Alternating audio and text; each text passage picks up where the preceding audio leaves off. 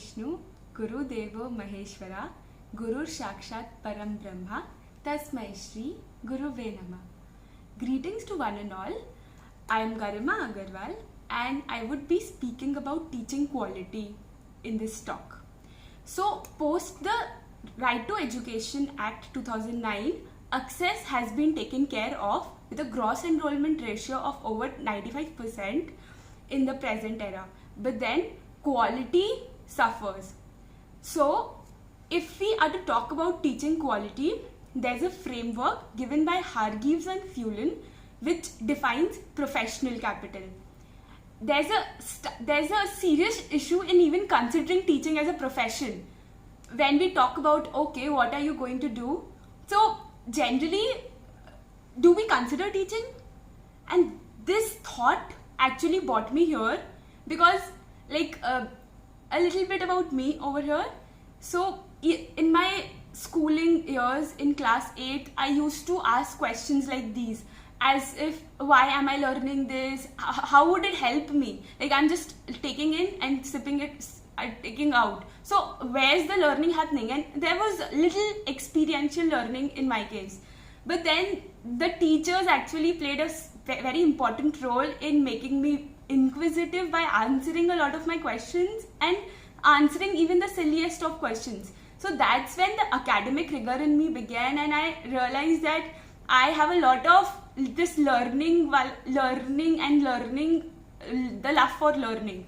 So post that in 11th and 12th, I used to love teaching my friends and whenever I used to get a chance, I just used to teach, and that was my a moment of moment of enjoyment for me. But then even after having a mindset of a love for learning and a mindset wherein I used to connect about what the problem the learner is facing and accordingly giving explanations, why didn't I consider teaching as an option for myself? And that is the thing which I need to address over here. There's a stark shortage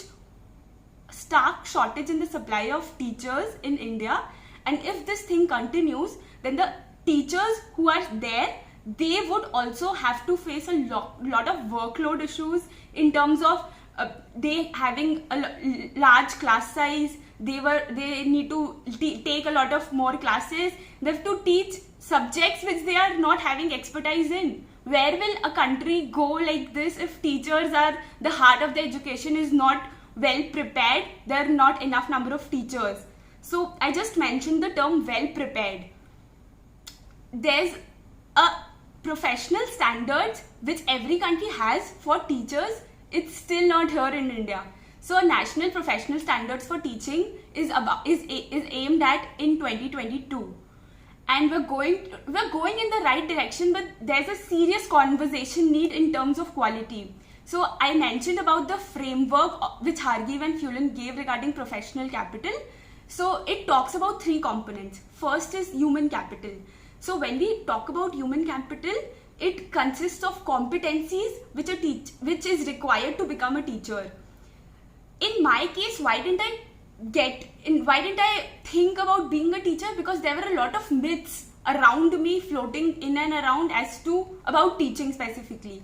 It's an easy job, it doesn't have rigor, and you will settle, and there's not much to explore, and it'll be boring and things like that. So we would burst these myths over here and discuss the human capital part of it, and then we'll come to social capital of teaching quality, wherein how can one use the network of teachers and train the future of tomorrow in the way they want. They can bring them up in the way they want, with the mindsets they want and with the intellect they want. So, and the third one is obviously decisional capital in terms of getting autonomy, in terms of having autonomy, and in terms of deciding as to what content do I need to teach, how do I need to assess, what should be the learning style, and all of that. So focusing on the human capital first, the myths which I talked about, it's an easy job.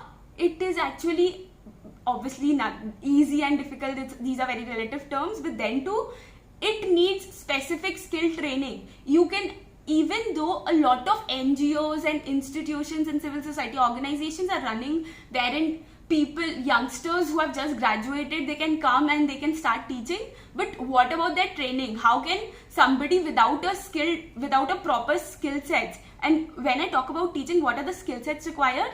You should have an understanding of the child's learning level, the child's context. And when you teach a child, it's not just about teaching that particular child, but it has a lot of influence.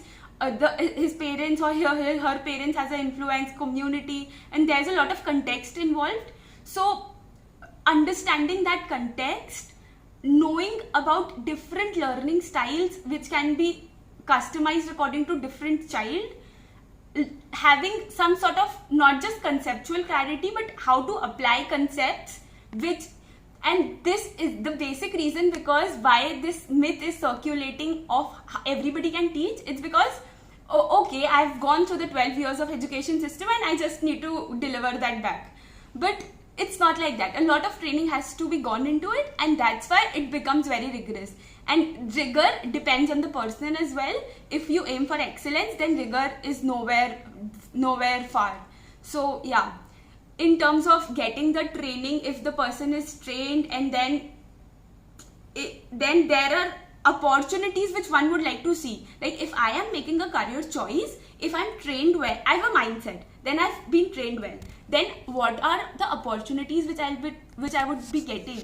How is the environment playing out? So training is done, the environment is also not very conducive for teaching and learning to happen.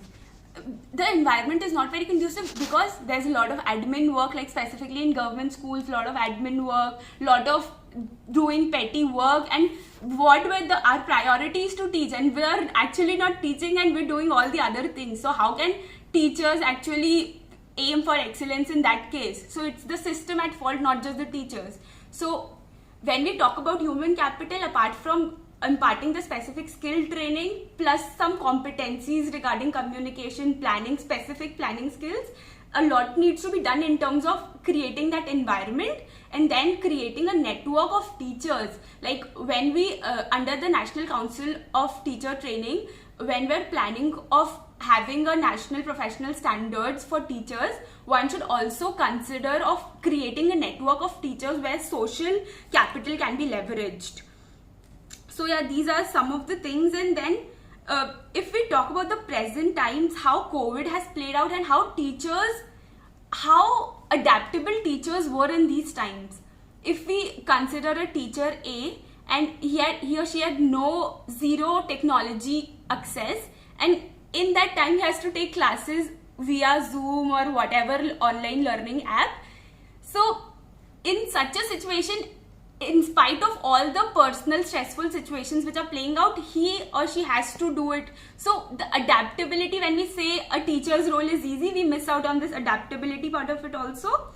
So in order to make these things better, what can be done? Training obviously needs to be done, and it cannot be just one-time training. It has to be lifelong training, as in all the challenges which the teachers are facing like during the teaching period, there should be some learning walkthroughs. As in, what happens is mostly government officials, they focus on all the paperwork and they forget about how actually the teacher is teaching. There's just one day inspection and things like that. There should be surprise inspections and surprise learning walks and teaching how the learning is and seeing how the learning is happening, and then supporting the teacher as well. So support plays a very important part in all the parameters which a teacher has to serve, from content preparation to delivery to assessment to everything. And then a lot of opportunities for the teachers to network, to build their own competencies, to learn new courses of